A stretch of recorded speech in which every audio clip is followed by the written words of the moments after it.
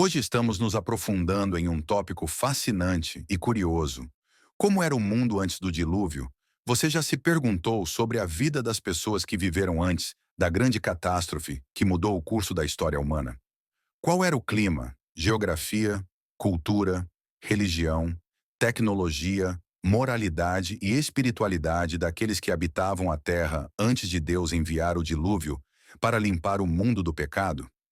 Neste vídeo, exploraremos alguns fatos e mistérios sobre o mundo antediluviano, com base na Bíblia e outras fontes históricas e científicas. Fique ligado até o final porque você ficará surpreso com o que descobrirá.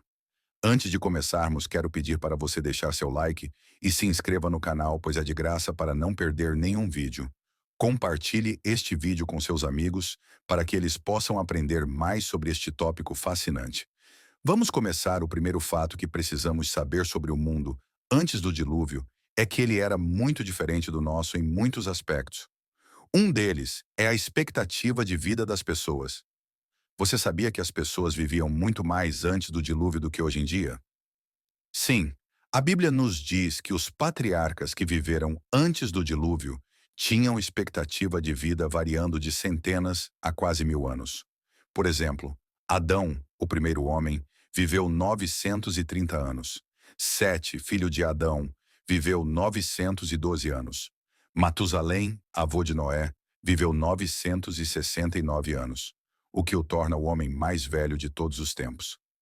E Noé, o protagonista do dilúvio, viveu 950 anos. Mas por que as pessoas viviam tanto antes do dilúvio?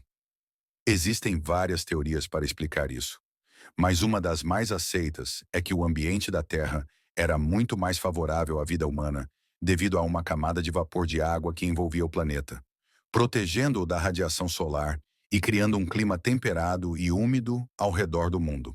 Essa camada de vapor teria se rompido durante o dilúvio, causando as chuvas torrenciais que inundaram a Terra.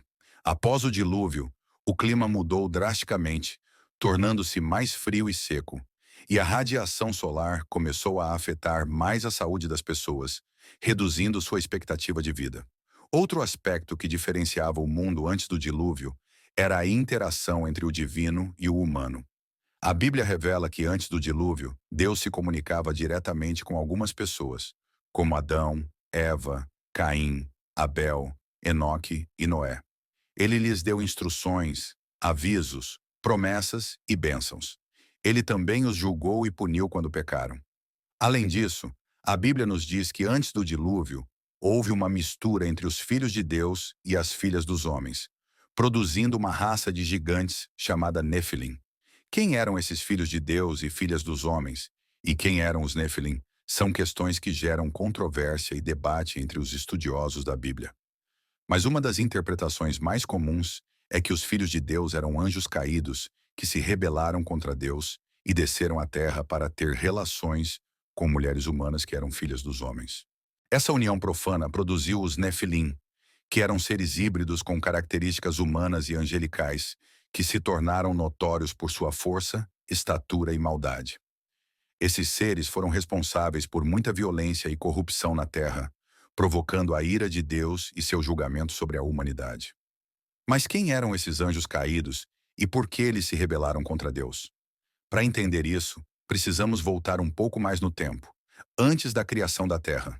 A Bíblia nos conta que antes da criação da terra, havia Deus e ele tinha majestade com seu filho Jesus. Deus também criou os anjos, que eram seres espirituais, que o adoravam e serviam.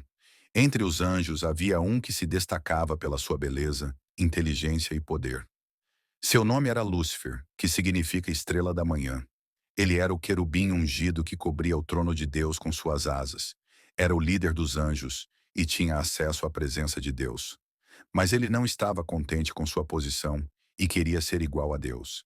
Ele estava cheio de orgulho, inveja e ambição e convenceu 1/3 dos anjos a se juntar a ele na rebelião contra Deus. Ele queria tomar o lugar de Deus e ser adorado por todas as criaturas. Mas Deus, que é soberano e todo-poderoso, não permitiu que isso acontecesse. Ele expulsou Lúcifer e os anjos rebeldes do céu e os lançou na terra. Lúcifer então se tornou conhecido como Satanás, que significa adversário, e os anjos rebeldes se tornaram conhecidos como demônios, espíritos malignos agindo sob o comando de Satanás. Isso marcou o início da guerra espiritual, um confronto entre dois reinos, o reino de Deus e o reino de Satanás. Quando Deus criou a terra e colocou o homem e a mulher nela, feitos à sua imagem e semelhança. Satanás viu isso como uma oportunidade de se vingar de Deus e destruir sua criação. Ele considerava a terra seu domínio e via Adão e Eva como invasores. Ele usou a serpente, um dos animais mais astutos que Deus havia criado, para enganar a mulher e fazê-la duvidar da palavra de Deus. Ele disse a ela que se ela comesse do fruto proibido, ela seria como Deus, conhecendo o bem e o mal. A mulher, seduzida pela mentira de Satanás, comeu o fruto e também o deu ao homem que estava com ela. Eles desobedeceram a Deus e pecaram, perdendo a comunhão com ele e sua inocência original. Eles também perderam a autoridade que tinham sobre a terra e a entregaram a Satanás, que se tornou o príncipe deste mundo. A partir de então, o pecado entrou na humanidade e trouxe consigo morte, dor, sofrimento, doença, violência, injustiça, opressão e rebelião contra Deus. A história da humanidade se tornou uma história de queda e redenção, conflito e esperança, julgamento e graça. Um dos primeiros exemplos dessa história foi Caim e Abel, filhos de Adão e Eva. Eles eram irmãos, mas tinham atitudes diferentes em relação a Deus. Abel era pastor e oferecia a Deus os melhores animais do seu rebanho como sacrifício. Caim era fazendeiro e oferecia a Deus os frutos da terra, mas sem o mesmo coração. Deus ficou satisfeito com Abel e sua oferta, mas não com Caim e sua oferta. Isso provocou a ira e o ciúme de Caim, que não aceitou a correção de Deus e matou seu irmão Abel no campo. Deus, que sabe tudo e é justo, viu o que Caim havia feito e o chamou para prestar contas. Deus perguntou a Caim onde estava Abel, seu irmão. Caim respondeu com arrogância e falsidade: Não sei. Sou eu o guardião do meu irmão? Então Deus disse a Caim: O que você fez? A voz do sangue do seu irmão clama a mim desde a terra. E agora você é amaldiçoado desde a terra que abriu sua boca para receber o sangue do seu irmão, de sua mão. Quando você lavrar a terra, ela não mais dará sua força a você. Você será um fugitivo e um andarilho na terra. Então Caim disse a Deus: Meu castigo é maior do que posso suportar hoje. Você me expulsou da terra e eu estarei escondido de sua presença. Serei um fugitivo e um andarilho na terra, e acontecerá que qualquer um que me encontrar me matará.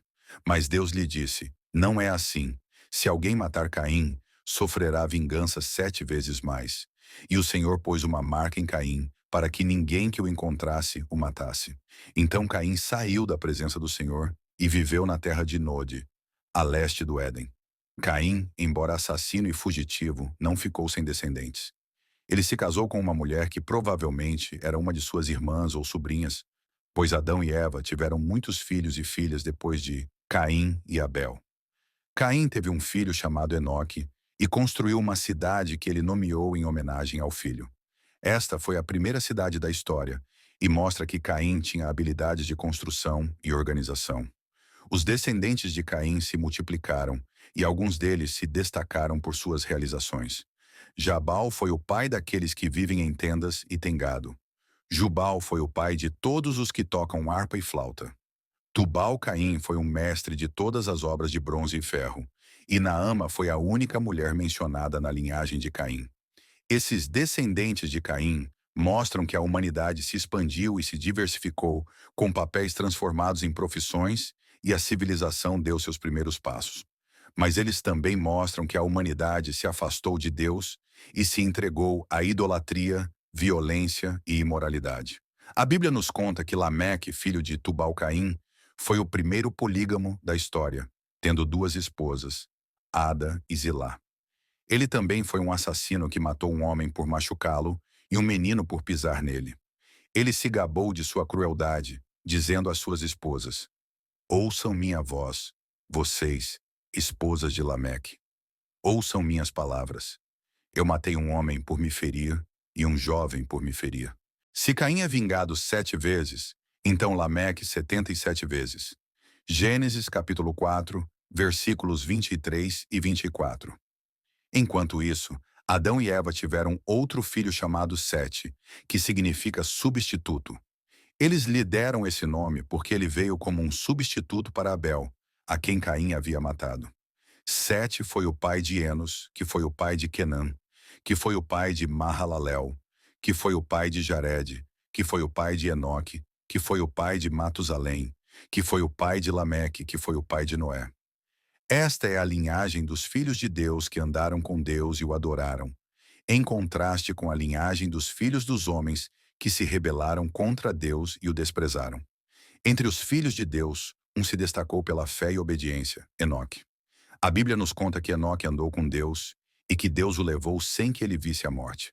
Enoque foi o bisavô de Noé e viveu em uma época em que a maioria das pessoas só tinha registros de seu nascimento e de seus filhos. Mas Enoque tinha um testemunho diferente que o fez ser lembrado por sua comunhão com Deus.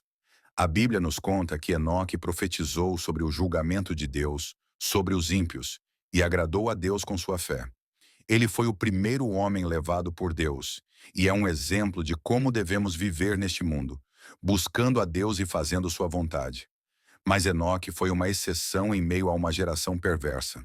A Bíblia nos conta que antes do dilúvio, o mundo era dominado pela ganância, maldade e traição, onde as famílias eram campos de batalha e os vizinhos exploravam uns aos outros.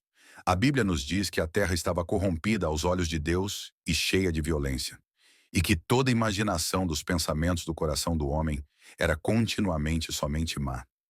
Deus viu que a maldade do homem havia aumentado na terra e que toda a carne havia corrompido seu caminho. Deus se arrependeu de ter feito o homem e ficou triste em seu coração.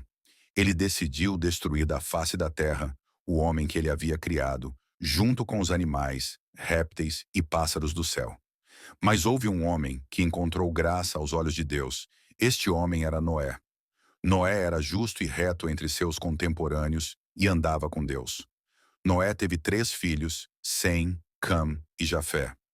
Deus escolheu Noé para ser o guardião de um novo começo para a humanidade e deu a ele uma missão especial para construir uma arca para salvar sua família e os animais do dilúvio que viria sobre eles. A arca era um barco especial projetado por Deus para suportar as águas do dilúvio. Tinha 300 côvados de comprimento, 50 côvados de largura e 30 côvados de altura. Um côvado era a medida do cotovelo até a ponta do dedo, aproximadamente 18 polegadas.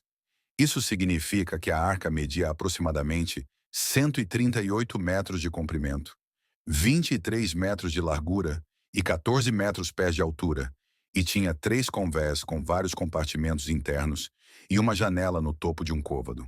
Tinha uma porta lateral que só Deus podia abrir e fechar. Era feita de madeira de gopher, que era uma madeira durável e à prova d'água. Era coberta com piche por dentro e por fora para evitar vazamentos. Tinha capacidade para abrigar aproximadamente 40 mil animais de diferentes espécies, bem como comida e água suficientes para eles e para a família de Noé. Era uma obra-prima da engenharia naval e um símbolo da graça e misericórdia de Deus. Noé levou cerca de 120 anos para construir a arca seguindo as instruções de Deus. Durante esse tempo, ele também pregou para seus contemporâneos, alertando-os sobre o dilúvio iminente e chamando-os ao arrependimento. Mas ninguém ouviu Noé, e eles continuaram vivendo como se nada fosse acontecer. Eles zombaram de Noé e o consideraram um lunático e um fanático.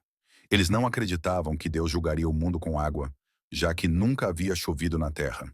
Eles não sabiam que as fontes do grande abismo seriam abertas e as janelas dos céus, e que as águas cobririam toda a terra. Eles não sabiam que o dia do Senhor viria como um ladrão na noite, e que eles seriam pegos de surpresa. Eles não sabiam que havia apenas uma esperança de salvação, entrar na arca pela fé. Finalmente chegou o dia em que Deus disse a Noé: "Entra na arca, tu e toda a tua casa, porque vi que és justo diante de mim. Nesta geração, de todo animal limpo, tomarás 7 pares, o macho e sua fêmea. Mas 2 animais que não são limpos, 2, o macho e sua fêmea. Também das aves do céu, 7 pares, macho e fêmea, para manter a semente viva sobre a face de toda a terra. Depois de 7 dias, farei chover sobre a terra por 40 dias e 40 noites, e exterminarei da face da terra todo ser vivente que criei. Gênesis capítulo 7, versículo 1 a 4. Noé obedeceu a Deus e entrou na arca com sua família e os animais que Deus lhe havia ordenado que trouxesse.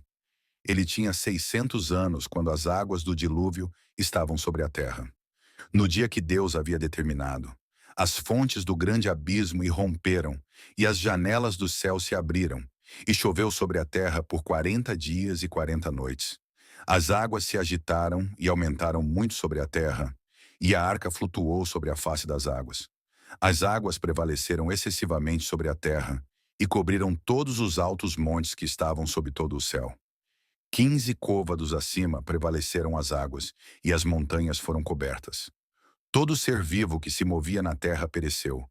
Pássaros, gado, animais selvagens, todas as criaturas que enxameiam sobre a terra. E toda a humanidade, tudo em terra seca que tinha o sopro da vida em suas narinas morreu. Assim, todo ser vivo foi varrido da face da terra, do homem aos animais, dos répteis às aves do céu. Eles foram apagados da terra, e somente Noé e os que estavam com ele na arca permaneceram. Gênesis capítulo 7, versículos 11 a 23. Noé e os que estavam com ele na arca ficaram isolados do mundo por 1150 dias enquanto as águas cobriam a terra. Mas Deus não se esqueceu de Noé e fez um vento passar sobre a terra, e as águas começaram a recuar.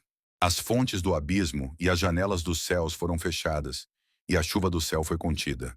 As águas recuaram firmemente da terra, e depois de 150 dias, as águas diminuíram, e a arca descansou no 7º mês. No dia 17 do mês, nas montanhas de Ararat, as águas continuaram a diminuir até o 10º mês. No primeiro dia do 10º mês, os topos das montanhas se tornaram visíveis. Gênesis capítulo 8, versículos 1 a 5. Noé esperou mais 40 dias e então abriu a janela da arca que havia feito. Ele soltou um corvo que continuou voando de um lado para o outro até que as águas secaram da terra. Então ele soltou uma pomba para ver se as águas tinham recuado da superfície do solo. Mas a pomba não encontrou lugar para pousar o pé e retornou a ele na arca, pois as águas ainda estavam cobrindo a superfície de toda a terra. Ele estendeu a mão, pegou a pomba e a trouxe de volta para a arca. Ele esperou mais 7 dias e novamente enviou a pomba para fora da arca. A pomba voltou para ele à noite, e lá em seu bico estava uma folha de oliveira recém-colhida. Assim, Noé sabia que as águas tinham recuado da terra. Ele esperou mais 7 dias e soltou a pomba novamente, mas desta vez ela não retornou para ele. Gênesis capítulo 8, versículos 6 a 12. Então Noé tirou a cobertura da arca e viu que a superfície da terra estava seca. No ano 601. No primeiro mês, no primeiro dia do mês, as águas secaram da terra. Noé removeu a cobertura da arca e viu que a superfície da terra estava seca. E no segundo mês, no dia 27 do mês, a terra estava completamente seca. Então Deus falou a Noé, dizendo: Sai da arca, tu e tua mulher, teus filhos e tuas mulheres contigo.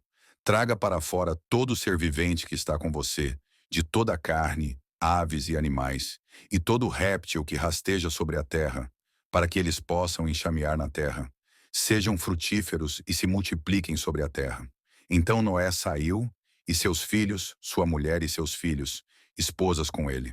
Todo animal, todo réptil, toda ave, e tudo o que se move sobre a terra, segundo suas famílias, saiu da arca. Gênesis capítulo 8, versículos 13 a 19. Então Noé construiu um altar ao Senhor, e tomou de todo animal limpo e de toda ave limpa, e ofereceu holocaustos sobre o altar. O Senhor sentiu o aroma agradável e disse em seu coração: Nunca mais amaldiçoarei a terra por causa do homem, pois a inclinação do coração do homem é má desde a mocidade. Nem nunca mais destruirei toda criatura vivente como fiz. Enquanto a terra durar, semente, tempo e colheita, frio e calor, verão e inverno, dia e noite, não cessarão.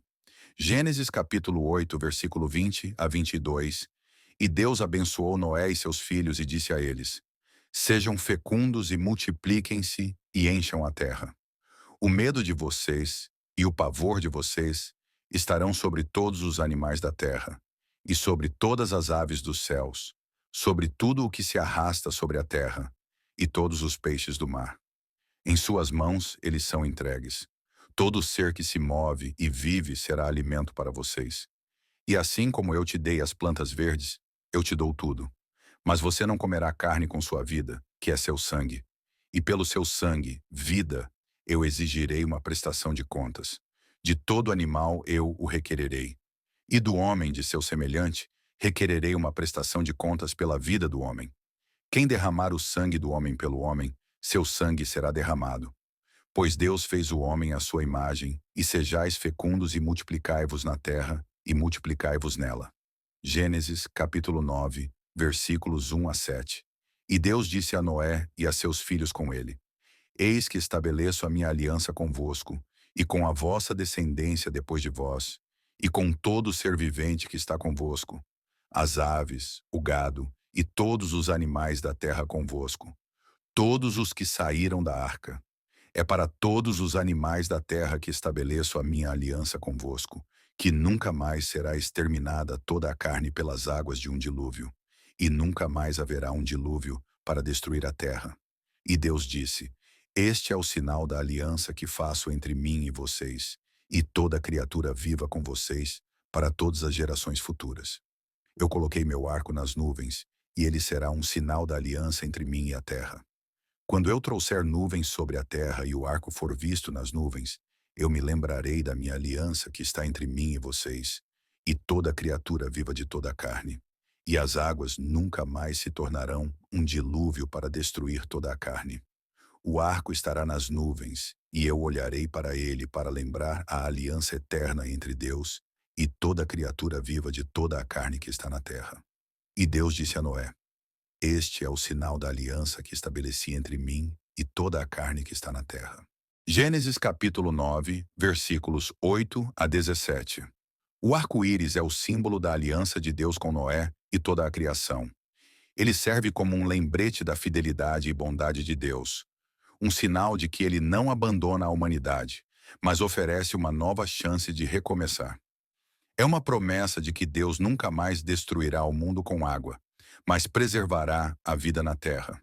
Representa a esperança de que Deus tem um plano para restaurar todas as coisas e que um dia Ele fará todas as coisas novas. É uma graça que Deus nos ame e tenha enviado o seu Filho Jesus Cristo, que é o arco-íris da nossa salvação. E assim termina a história do dilúvio e começa a história de Noé e seus descendentes, que povoaram a terra e formaram nações. Mas essa é uma história para outro vídeo.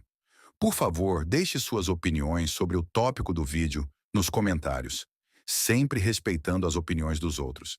Espero que tenham gostado do vídeo. Se você achou este conteúdo valioso, por favor, apoie-me inscrevendo-se para não perder nenhum dos nossos vídeos futuros. Compartilhe este vídeo com a família e amigos. Dê um like e deixe sua opinião nos comentários. Isso ajuda o vídeo a alcançar mais pessoas. Juntos podemos iluminar mais mentes e expandir nossa compreensão. Obrigado por estar aqui e que Deus abençoe.